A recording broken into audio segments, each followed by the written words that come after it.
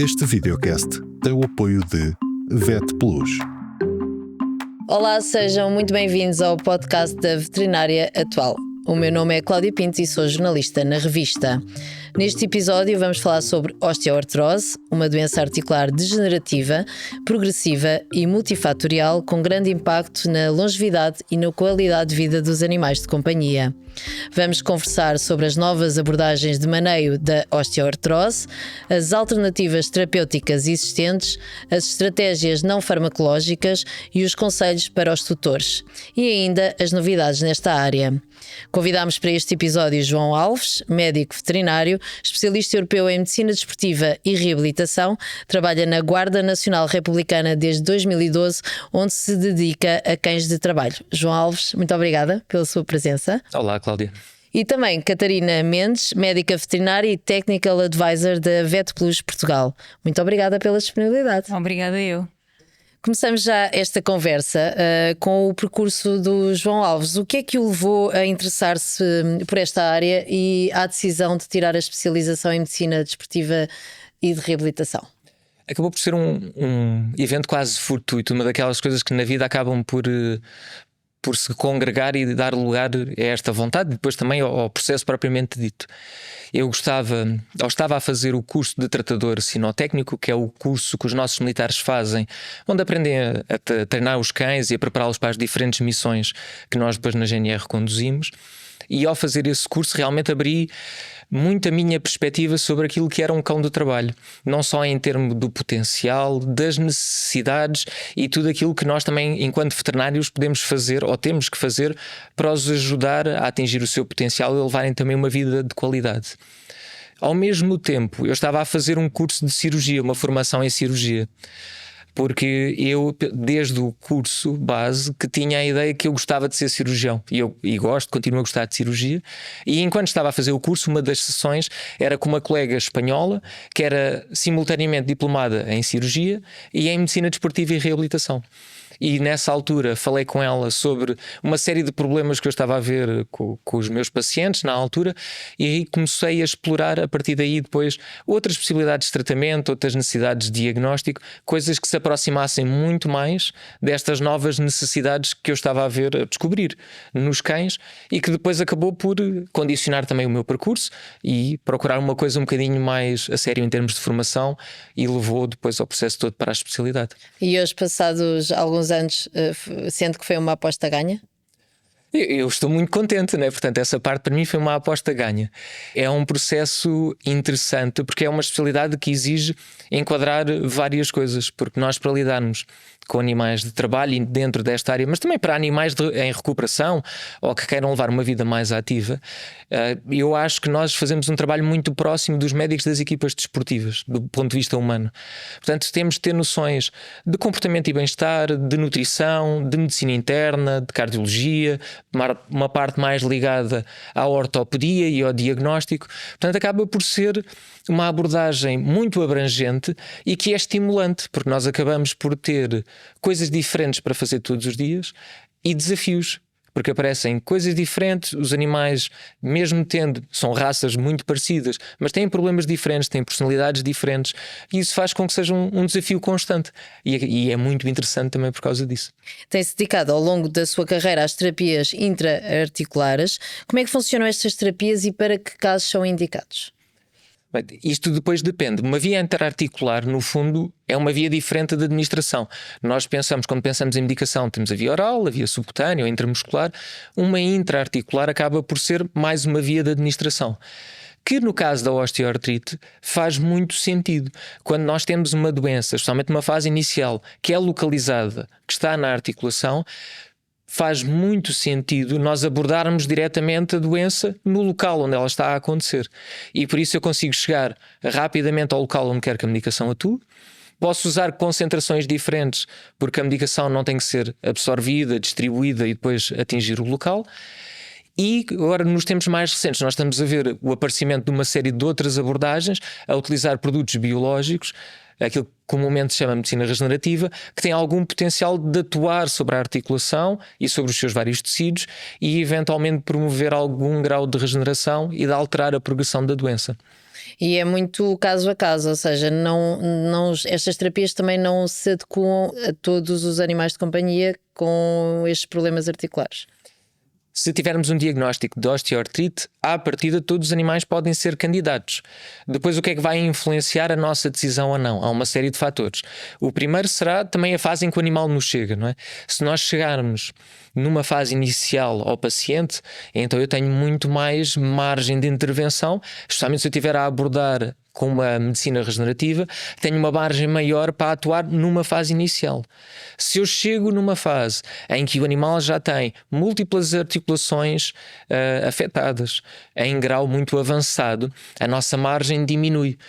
Para além disso, depois há outros fatores que pesam aqui também, que é o acesso aos materiais e equipamentos, o acesso à técnica, porque ainda que não seja uma técnica particularmente complexa, não é uma coisa que nós, pelo menos enquanto veterinários de animais de companhia, sejamos expostos desde muito cedo. E depois, dependendo daquilo que nós estivermos a utilizar, há preços muito variáveis. E aí depois entramos também na disponibilidade das famílias por escolherem por essas opções ou não. Claro. Que tipos de produtos são administrados neste tipo de terapias e com que periodicidade? Lá está, também deve ter que ver com cada caso e cada situação clínica, mas de uma forma genérica, como é que funciona? Isso depois, lá está, é muito variável. E isto para todos os tratamentos da osteoartrite, nós tentamos sempre fazer um tratamento e uma frequência de tratamento que sejam ajustados ao paciente. Portanto, implica sempre que nós estejamos a monitorizar juntamente com as famílias de uma forma próxima para percebermos se realmente o animal está a melhorar, se a situação se está a degradar e se é precisa nova intervenção ou não. Nós podemos usar imensas coisas. Aliás, se formos pesquisar o que temos disponível em bibliografia, nós vamos ver que praticamente todos os produtos que são administrados por via oral já foram administrados também por via intraarticular, em mais ou menos estudos, mas já o foram. E temos fármacos, e temos os corticosteroides, anti-inflamatórios também, há estudos com esteroides anabolizantes, nomeadamente o stanozolol, e também ácido hialurónico. Isto são produtos que são utilizados com muita frequência. Mais recentemente nós temos vindo a ver o aparecimento daquilo que se chama os ortobiológicos ou os produtos de medicina regenerativa, em que incluem, por exemplo, o plasma rico em plaquetas, as células estaminais ou o soro autólogo condicionado, em que aí se usa um tecido base por norma do próprio paciente. No caso do PRP, o plasma rico em plaquetas, concentramos as plaquetas para que depois injetemos no local da lesão, na articulação, e aqueles fatores de crescimento das plaquetas sejam depois libertados no local de ação devido. As células estaminais podem ser colhidas a partir de vários tecidos, o mais comum é a partir da gordura. Tem um fator aqui um bocado mais chato, que depois implica um primeiro tempo cirúrgico para colher a gordura, depois enviar para o laboratório para fazer expansão e depois se dar o animal para a administração. E temos o terceiro produto, o soro autólogo, que é obtido a partir do sangue total, que é coagulado em situações controladas, e no fim obtemos o soro que pode ser administrado. Portanto, temos várias opções que podemos aqui, com as quais podemos trabalhar. Em termos de duração, depende sempre do paciente, da fase em que chega, mas os produtos com melhor eficácia são os ortobiológicos, e nós que temos visto o PRP e o soro autólogo têm uma longevidade que depende um bocadinho, mas anda na casa entre os 4 e os 6 meses, com uma administração. Há um estudo muito interessante e tem vários interesses, porque são pacientes com várias articulações afetadas, em que eles fazem administração combinada de PRP e células estaminais, e aí têm eficácias com uma administração de uma média de 450 dias, portanto mais de um ano, o que é extraordinário. Porque a evolução científica também vai permitindo isso, e estas soluções que também dão mais qualidade de vida depois aos pacientes. Claro, as soluções vão aparecendo, e que às vezes a dificuldade que nós temos é estarmos todos a discutir a mesma coisa, porque às vezes usam-se os termos de forma um bocadinho abusiva, e às vezes fala-se, por exemplo, um PRP, o plasma rico em plaquetas. Em teoria podem todos ser plasma rico em plaquetas, mas depois têm constituições diferentes em termos de quantas plaquetas é que têm, se conseguimos fazer remoção dos glóbulos brancos ou não, e a mesma coisa nas células estaminais. Quantas é que temos, qual é a linha, quantas é que estamos a administrar, se depois têm atividade biológica ou não. Há aqui alguma variabilidade e ainda há alguma necessidade de termos alguma padronização daquilo que se está a fazer. Mas parece ser uma via promissora. E já falámos aqui das várias armas terapêuticas e ainda bem que existem soluções variadas para onde se podem escolher, mas depois temos as abordagens não farmacológicas. O que é que costuma ser mais recomendado? Essa é uma boa conversa para termos, até porque eu acho que, e isto... E só isso dava um tema para um podcast tema completamente inteiro. para um episódio novo. Mas as abordagens não farmacológicas, embora nós, enquanto médicos, muitas vezes gostamos das opções mais intervencionistas, a verdade é que essas são as opções que de base têm os melhores resultados e vão assegurar a maior longevidade. E este é um trabalho que nós devemos fazer desde pequeno nos animais jovens, nos gatos ou nos cachorros, e passam logo à cabeça pela prevenção do sobrepeso ou da obesidade. Se nós conseguirmos, e há estudos que mostram isto, manter os animais magros, e magros é com baixa gordura corporal, com uma condição corporal adequada, os animais, comparativamente a grupos que são alimentados ad libido, vivem mais tempo, e isto foi um estudo feito com várias ninhadas de labradores. O viver mais tempo é viver em média mais 2 anos, e 2 anos na vida de um animal de companhia é imenso tempo. É significativo, É claro. muito significativo. E para além disso, com menos doença ortopédica, na casa dos 25% a 40%, o que também é altamente significativo, porque não há abordagem nenhuma que tenha o mesmo tipo de resultados. Portanto, essa é a primeira. Se conseguirmos associar a isso um estilo de vida minimamente saudável, não sedentário, com atividades adequadas, então é como nas pessoas. Temos as ferramentas, a base para uma vida com qualidade e longevidade. E depois há coisas também que os tutores podem fazer em termos de melhoria ambiental nas suas casas. Sim, há. E existem também outras alternativas que estou aqui a pensar que podem funcionar muito em complemento com as terapias farmacológicas. Há muita coisa que se pode fazer em termos ambientais. E lá está, isto são tudo abordagens, juntamente com as 2 primeiras de que falámos, que têm um impacto grande na vida dos animais. Tem uma componente chata associada, é que são uma componente comportamental. E essa, como provavelmente também já tiveram várias discussões aqui, são sempre as mais difíceis de implementar. Mas há muita coisa que se pode fazer. Por exemplo, em termos de casa, a distribuição do espaço. A maior parte das nossas casas tem soalhos que são escorregadios para os animais. Portanto, seja o soalho flutuante ou seja um mosaico. O simples facto de termos um tapete que ajuda o animal a levantar-se, a não escorregar e a cair, especialmente os animais mais velhos, em que a doença já está bem instalada, a evitarmos os flare-ups, os reaparecimentos da doença. Se conseguirmos controlar isso, já é uma boa parte do trabalho. Para além disso, sabemos que são doenças onde os animais sofrem muito com as variações de tempo, a umidade e o tempo frio. Esta é uma altura particular onde vemos imensos animais a voltarem com agravamentos dos sintomas por causa disso. Portanto, se conseguimos controlar a parte ambiental em termos de evitar um bocadinho esta variação de temperaturas e depois também mantê-los confortáveis em camas, por exemplo, que facilitem com que eles se levantem e também, para além disso, que não tenham grandes saltos a entrar para o carro ou subir para as camas, evitar degraus, todas aquelas coisas que podem agravar, aumentar as queixas, ajudam imenso. E depois há uma parte muito importante que entra dentro do âmbito geral da reabilitação, mas que vale para qualquer animal saudável ou doente, que tem a ver com o entreter a cabeça, o enriquecimento ambiental. E isto nós conseguimos perceber. Se nós tivermos uma dor constante, e é o que têm estes animais, nem sempre ou não necessariamente é uma dor gravíssima, de alta intensidade, mas é uma dor que está sempre presente. Que é suficientemente incómoda. É suficientemente incómoda e está sempre lá. Se nós tivermos qualquer coisa para nos distrair e podemos usar a comida, isso que consegue-se fazer muitas vezes com jogos, aqueles tapetes para procurar a comida, coisas muito simples, como por exemplo, em vez de termos uma única taça de comida, termos várias taças para o animal procurar pela casa. Este movimento, o estar entretido, são coisas, o estímulo mental que também ajuda no envelhecimento e a retardar o envelhecimento, são coisas que depois vão trazer um maneio de dor, um tolerar da dor. Que ajudam a desfocar, é isso? Muda o foco? chamam-nos a atenção para o outro lado. Das piores coisas que nos podem acontecer, e acho que nós conseguimos ver isso, é estarmos sempre a pensar que uma coisa nos incomoda. E quanto nos dói. Se estivermos distraídos, a vida leva-se melhor. Se pensarmos, por exemplo, quase todos nós já tivemos dores de dentes. Se tivermos uma dor de dente constante, é muito incómoda, uma dor muito aguda que nunca desaparece.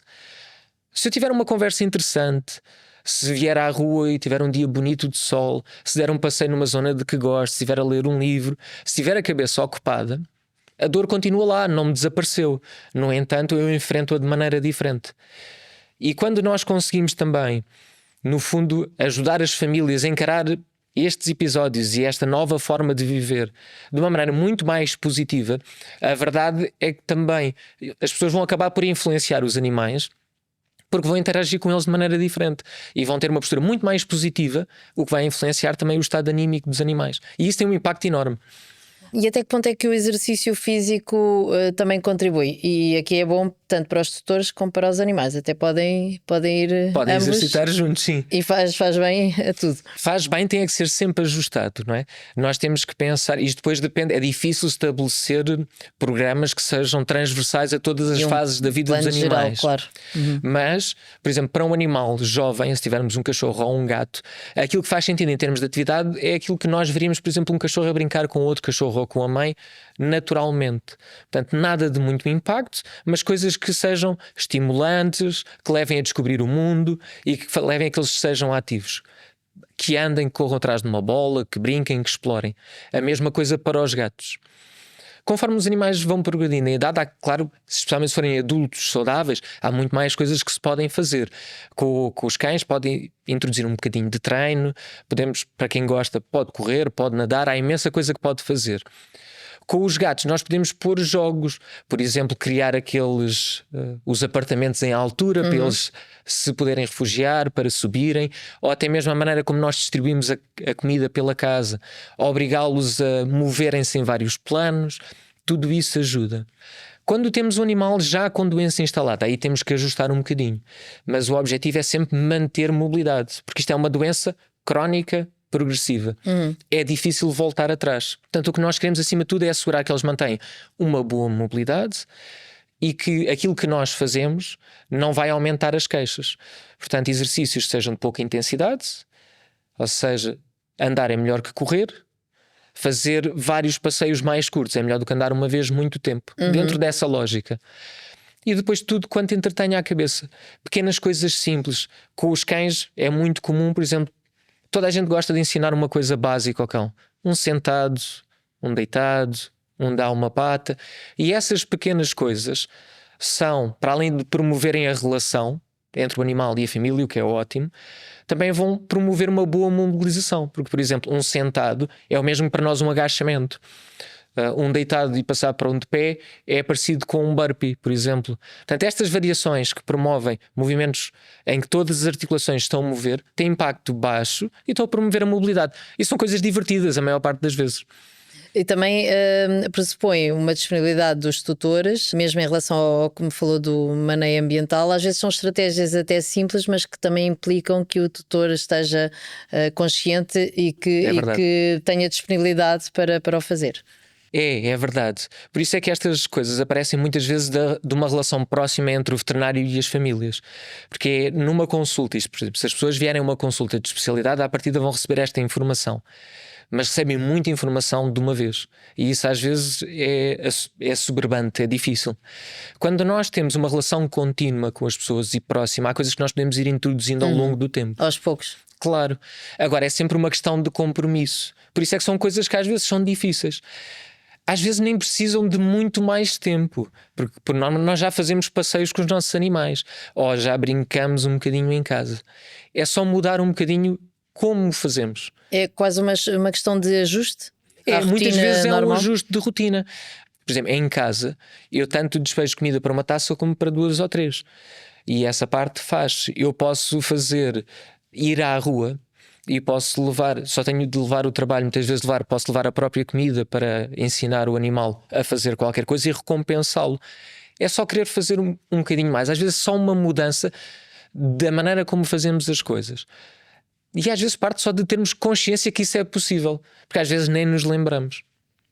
Qual é que é o papel do clínico geral ou médico de veterinário de medicina generalista na prevenção da doença desde que os animais são pequenos? O que é que acha que poderiam aconselhar aos tutores desde cedo para prevenir então esta situação? Eu acho que aqui o papel é enorme. E, aliás, até diria que tem provavelmente o papel principal em termos de tratamento e especialmente em termos de prevenção. Nós sabemos que há aqui uma componente muito grande que tem a ver com a variável ambiental. No caso dos cães, nós sabemos que a osteoartrite vem muito de animais que têm predisposições ortopédicas e depois animais que têm excesso de peso e particularmente se tiverem uma alimentação com uma elevada densidade calórica no fator de crescimento.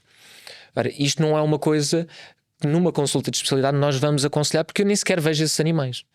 Esta é uma situação que o clínico que recebe o animal, e por exemplo se tiver um cão de uma raça predisposta, eles é que são as pessoas que vão alertar para fazer os rastreios nas idades certas. São as pessoas que vão ensinar que não podemos sobrealimentar os animais, que podemos fazer os ajustes corretos em termos de alimentação e atividade, e a mesma coisa para os gatos.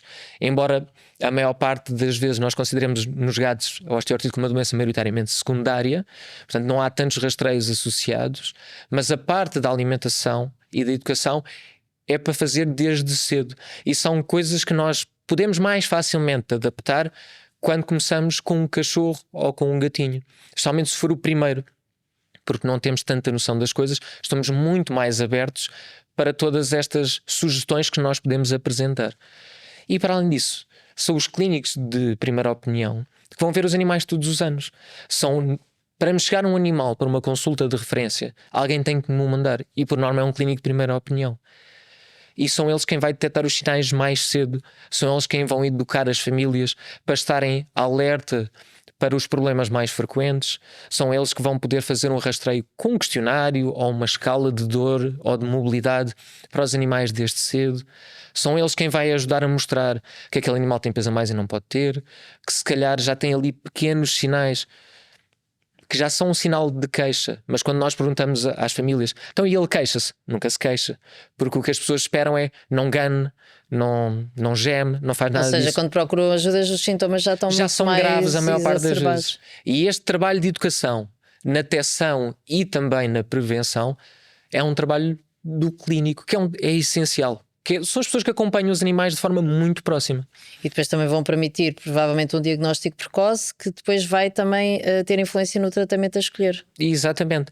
Que depois isso é uma questão que também é muito pertinente, porque nós vemos, há estudos muito recentes que mostram, especialmente em cães, enquanto nós pensávamos que a osteoartrite era uma doença de animais velhos e a idade média ao diagnóstico andava muito próximo dos 8 anos, nós temos dados que nos mostram que os animais por volta dos 4 anos há uma percentagem significativa, isto são estudos em cães, há mais ou menos 1/3 dos animais já têm sinais radiográficos de osteoartrite e 1/4 dos animais já têm sintomatologia clínica.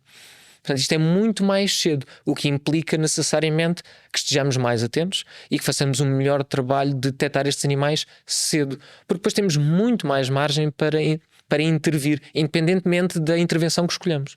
Gostaria de partilhar algum caso que o tenha marcado mais no tratamento. Imagino que tenha vários e isso será um bom sinal, mas há algum em particular que tenha sido mais emocionante de acompanhar? Bem, estas são sempre situações, é difícil escolher um caso. E apesar de achar que nós temos um impacto grande na qualidade de vida dos animais e das famílias, não são por norma daquelas situações em que os animais chegam numa emergência e nós temos uma ação miraculosa e passa tudo a correr bem a partir daí. Mas há muitos casos que são representados desta forma. Eu lembro-me de um animal em particular, que era um cocker, já velhinho, tinha 14 anos. Já estava numa fase difícil da vida, começou a perder massa muscular, tinha perdas de mobilidade e tinha dor. E como muitos animais nesta fase, também têm outros problemas associados. Tinha a insuficiência renal, também tinha alguns problemas cardíacos. Portanto, nós tínhamos alguma limitação em termos de abordagens daquilo que podíamos fazer do ponto de vista medicamentoso. Nós acabámos por optar por um tratamento desenhado para aquele cão, com abordagens diferentes. Não usámos, curiosamente, vias intraarticulares, foi outro tipo de abordagem. Mas quando fizemos a primeira reavaliação pós-tratamento, eu perguntava à família: então como é que acham que eles estão? Eu, por norma, gosto sempre de usar uma escala ou mais, para termos uma visão mais ou menos objetiva, mas gosto de receber algum tipo de feedback, de retorno um bocadinho mais livre. E perguntava então como é que ele está. E a resposta foi: o meu animal está feliz outra vez. E este é um feedback giro, porque há uma noção muito próxima de movimento e qualidade de vida. Se o animal se consegue mexer, se consegue fazer a sua vida, interagir com a família, fazer passeios, ainda que estejam limitados, nós associamos isso à qualidade de vida. E é verdade, os animais que nós conseguimos ajudá-los, eles farão a sua vida. E é isso que eu vou vendo, e acho que é esse papel que nós podemos ter, que é promover longevidade, mas com qualidade. E acho que esta descrição de felicidade está associada a essa qualidade de vida. Esse é aquele comentário que, de certeza, que o João, quando volta para casa, pensa: hoje valeu a pena, vale a pena ter Vimos esta com um sorriso na precisão. cara, sim, claramente. Muito bem. Catarina, quais são as novidades da Vet Plus Portugal para apoiar esta condição? Então, a Vet Plus é uma empresa de nutracêuticos e, portanto, temos obviamente aqui um produto estrela nesta parte, não é? Para o maneio de problemas osteoarticulares, que é o nosso Sinoquin. Mas eu hoje queria-vos falar aqui de outra coisa, porque temos cada vez mais estado a apostar noutras formas também de apoiarmos as clínicas e as equipas veterinárias, e então nós desenvolvemos aqui um projeto com a CAM, que é Canine Arthritis Management, da doutora Anna Kappen. Portanto, ela desenvolveu connosco materiais para podermos proporcionar aos nossos clientes, que vão ajudar tanto no rastreio como no acompanhamento dos casos. Mas mais do que isso, portanto, o que nós queremos aqui motivar as clínicas e os hospitais a fazerem é criarem uma consulta dedicada de enfermagem para o acompanhamento destes casos. Porque lá está, muitas vezes é muita informação, é muita coisa que nós temos que passar aos tutores, e naquela consulta com o médico veterinário nós não conseguimos fazer tudo. E obviamente que isto não exclui o médico veterinário, não é? Portanto, ele fará o diagnóstico Mas é um e bom a prescrição, complemento. mas será depois uma consulta de acompanhamento. E, portanto, nós vamos ajudar mesmo as clínicas e os hospitais a montarem ou a implementarem esta consulta dedicada. Temos materiais para ajudar a fazê-lo e vamos mesmo ter formação para as equipas. E, portanto, é isso que vamos começar a fazer agora a partir do próximo mês, em fevereiro. Já vamos ter isso disponível para os nossos clientes.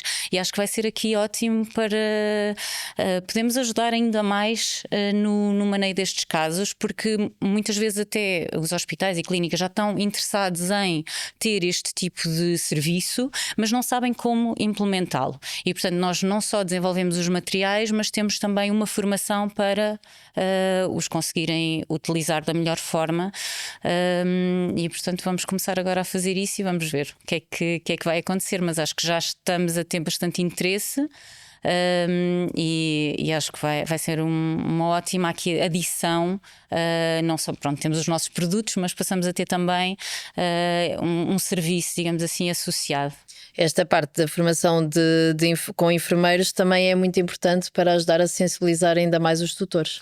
Tal e qual, porque nesta consulta vai haver um espaço e um tempo dedicado a este tema. Muitas vezes na consulta com o médico veterinário nós não temos este tempo para falar de tudo, não é? Portanto, vamos falar se calhar dos exames, vamos falar do tratamento, da parte se calhar até mais farmacológica, etc. Mas depois toda esta parte ambiental, do controle do peso, tudo mais pode ser acompanhado pelos enfermeiros, e portanto é ter aqui mais tempo para dedicar às pessoas, para explicar as coisas com calma, porque muitas vezes já está, naquela primeira consulta foi tudo muito rápido, a pessoa percebeu uma parte, mas não conseguiu perceber tudo, e depois podermos ir ajustando as coisas, não é? Porque Temos que ter Que é este necessário. acompanhamento próximo para sabermos o que é que está a funcionar, o que é que não está a funcionar, porque eu até prescrevi aquele medicamento, mas se a pessoa não está a conseguir administrá-lo, não serve de nada. Portanto, nós temos Claro. que perceber o que é que realmente estão a conseguir implementar, o que é que não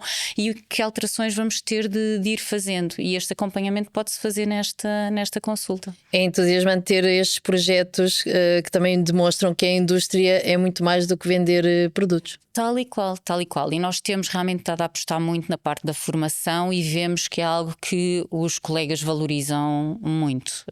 Acho que é sempre muito bem recebido. No geral, acho que a classe médico-veterinária tem muito interesse em ter formação e em saber mais, em evoluir e, portanto, queremos fazer parte disso, obviamente. João Alves e Catarina Mendes, muito obrigada. Foi mais um episódio do podcast Veterinária Atual, neste caso também disponível em vídeo. Acompanhe as novidades na revista em papel, no site, na newsletter e nas redes sociais da revista. Obrigada por ter estado connosco. Até um próximo episódio. Este videocast tem o apoio de Vet Plus.